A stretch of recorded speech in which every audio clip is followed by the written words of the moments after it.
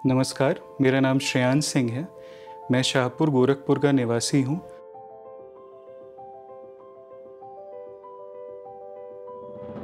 मैं पेशे से एक वकील हूँ। मैं दिल्ली हाई कोर्ट में प्रैक्टिस कर रहा था और साथ ही साथ मैं सिविल और जुडिशियल एग्जामिनेशंस की तैयारी भी कर रहा हूँ।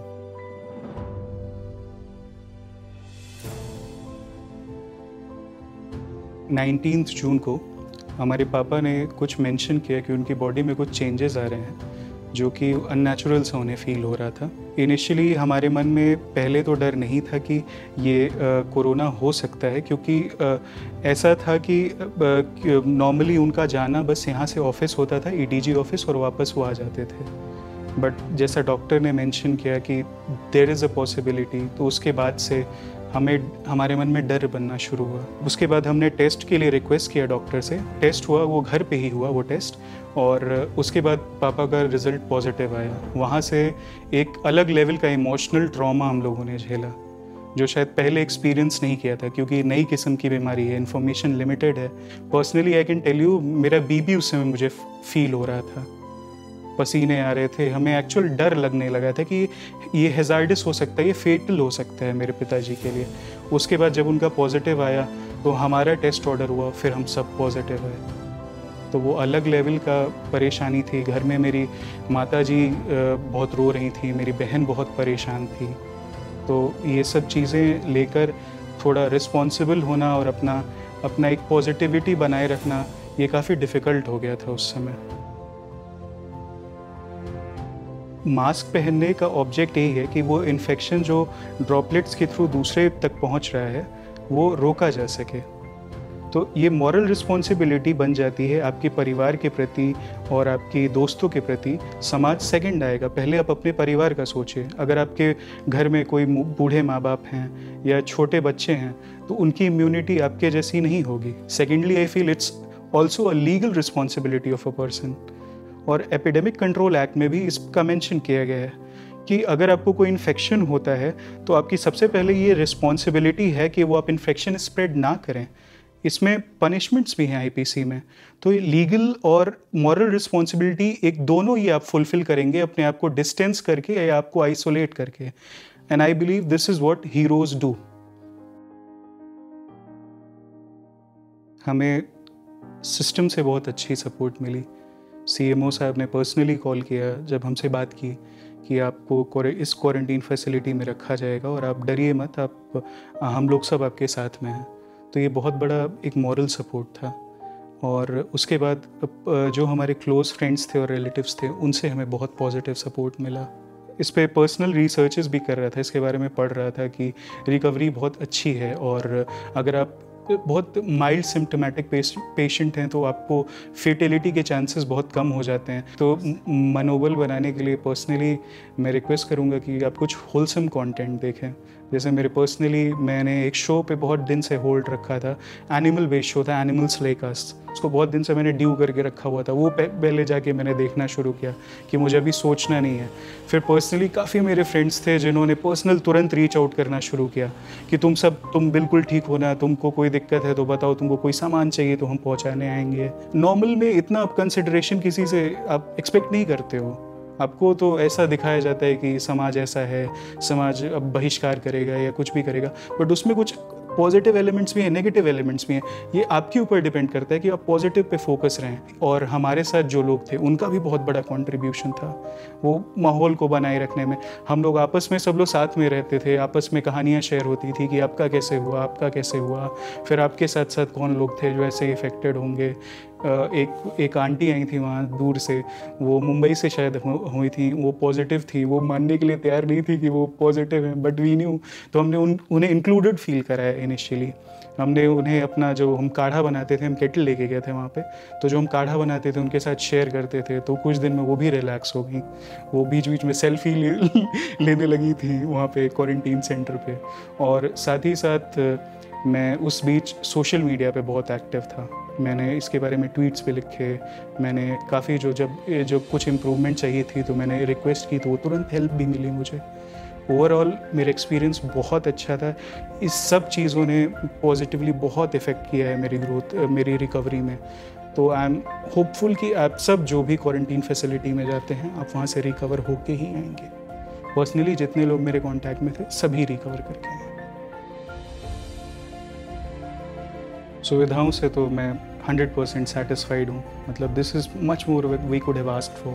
फर्स्ट दिन जब हम गए तो हमें रियल जूस दिया गया और साथ साथ मखाना मूंगफली का ये नाश्ता सबसे पहले सर्व हुआ शाम को। तो आप यूजुअली ये सारी सुविधा आप एक गवर्नमेंट फैसिलिटी में आप एक्सपेक्ट नहीं करते हैं। खाना पीना जो मिलता था बहुत अच्छी क्वालिटी का मिलता था। मतलब मैं क्या ही बोलूँ, आई रेड अबाउट इट कि गवर्नमेंट एक दिन में एक कोरोना पेशेंट पे 2500 रुपये खर्चा करती है। तो ये इन्हीं सर्विसेज में जाता है। जो वहाँ के क्लीनिंग स्टाफ हैं, वहाँ जो सभी लोग हैं। इनिशियली हम लोगों को कुछ डिस्क्रिपेंसीज दिखी, सफाई में कुछ दिन लेट होता था, बट मुझे वो समझ में आता है। अगर कोई नॉन अफेक्टेड पेशेंट है, नॉन अफेक्टेड कोई पर्सन है, तो वो कोरोना पेशेंट्स कह रहा हूँ क्यों आना चाहेगा, उसे डर रहेगा। तो इनिशियली सफाई को लेके हमें कुछ कमियाँ दिखी, बट जैसे हमने डिमांड किया वो पूरी हो गई। सुविधाओं के मामले में आई एम वेरी हैप्पी। मेरे अराउंड जो लोग हैं जिनसे हमारी रेगुलर कॉन्टैक्ट्स होती हैं हमारे कॉलोनी में, इनसे तो बहुत अच्छा रिस्पांस मिला। जब हम वापस आते हैं तो हमें जो पता चलता है, हमारी कज़न जो नेगेटिव थी हमारी फैमिली के बीच में रहते हुए, उसे काफ़ी दिनों से बगल की आंटी जी खाना पहुंचा रही थी कि वो अकेले शायद परेशान हो जाती।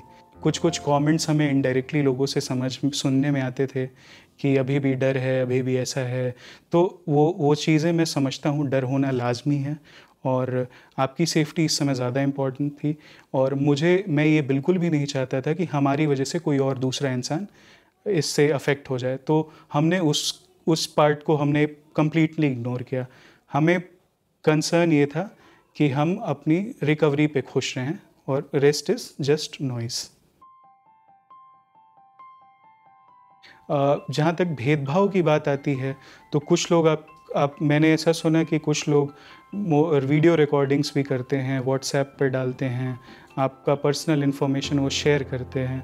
तो ये मैं उनसे रिक्वेस्ट करना चाहूँगा, ऐसे एक्शंस ना लें, उनसे भेदभाव ना करें, उन पे कोई ऐसा मानसिक दबाव ना बनाएं। अगर आप उसको एज अ हीरो ट्रीट करते हैं तो वो जब उसके मन से वो डर निकल जाएगा कि मेरे साथ भेदभाव नहीं होगा, मेरे साथ क्रिमिनल जैसी ट्रीटमेंट नहीं होगी, तो वो खुद जाएगा, टेस्ट कराएगा और क्वारंटीन फैसिलिटी में खुद अपने आप को सबमिट करेगा और इससे वो 10 लोगों को इफेक्ट होने से बिल्कुल बचाएगा।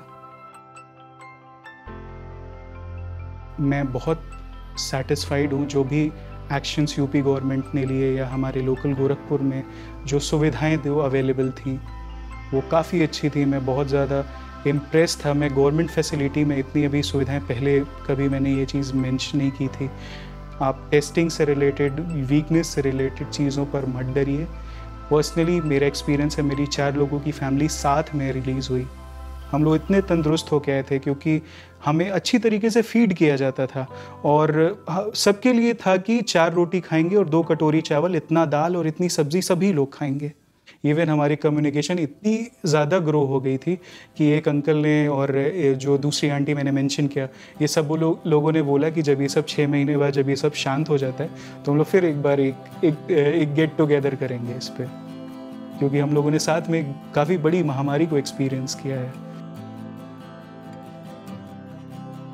जैसा अभी सोसाइटी में ऐसा इसका सिनेरियो बन गया है तो उस हिसाब से थोड़ा सा हम लोग भी परेशान थे शुरुआत में, लेकिन 1-2 दिन जैसे हुआ और फिर हॉस्पिटल गए, सब कुछ हुआ ट्रीटमेंट के हिसाब से और सब लोगों का देख के, मतलब नेचर एंड ऑल सब कुछ, वहाँ के डॉक्टर्स भी बहुत कोऑपरेटिव थे। दरअसल हम लोग कोविड-19 से ग्रसित थे और पॉजिटिव आया था तो सब लोग परिवार के घबरा गए। कोविड-19 के बारे में लोगों के मन में जो डर और धारणा बनी हुई है वो हम लोग इस स्टेज से गुजर के और ये अनुभव किया कि उस तरह से डर बनाने की ज़रूरत नहीं है। हम सब लोग के रेलवे हॉस्पिटल का सारा बेडशीट एंड ऑल तुरंत मिला वहाँ पे। इतने वहाँ के मतलब पेशेंट्स भी हमारे वार्ड के सारे कोऑपरेटिव थे, सब कुछ था। तो फिर अपने आप फिर उस चीज़ में हम लोग संभल गए और फिर प्रॉब्लम नहीं हुई किसी चीज़ की। वहाँ के मेडिसिन एंड ऑल सब कुछ टाइम पे आते थे, प्रॉपर खाना था, सब कुछ था। ऐसा लगा कि बस एक कोई नई जगह पे जा रहे हैं और कुछ दिन का बस वहाँ पे रहना है और ऐसा एक जर्नी है, कुछ नई सीखने को मिला। जो हिम्मत बना के रहेगा उसका कुछ नहीं कर पाए। तो मेरा सुझाव आप सभी से यही है कि आप सभी अपने मानसिक स्वास्थ्य का ध्यान रखें इस समय में, तो ही आपका ओवरऑल स्वास्थ्य ठीक रहेगा। Thank you.